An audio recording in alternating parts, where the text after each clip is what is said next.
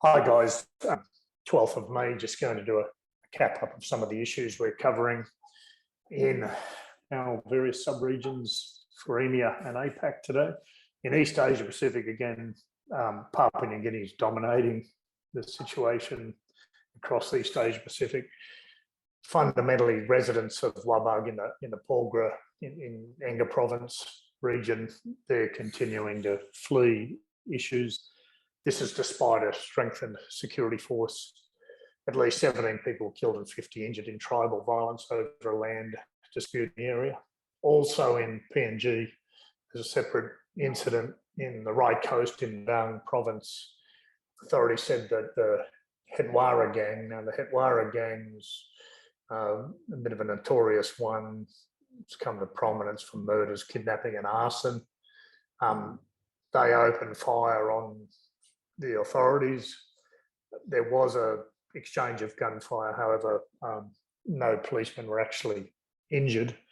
Also in PNG, last night it was confirmed that Sam Basil, the Deputy Prime Minister and Parliamentary Member for Balolo, now if PNG politicians are described with the metaphor of raging oceans crashing into a shore, well then Sam Basil was the man that was actually standing as a rigid lighthouse, welcoming people to come in for some sobriety, because he was a hell of a good man. So he's a massive loss, and that's going to have significant ramifications moving into the next election, which is due when, Uday? Can you recall off your memory? Yeah, Paul, it's in July. It's been delayed for a couple of weeks.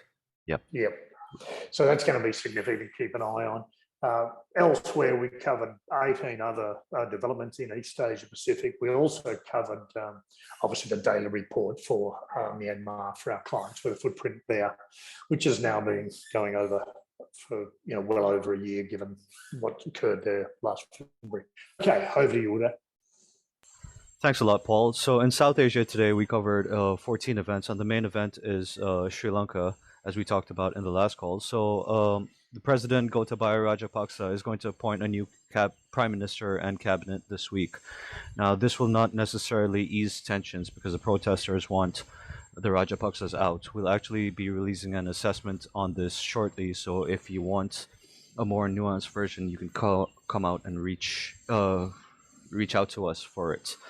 But that's it for the East Asia Pacific and South Asia regions for today. So we'll see you next week.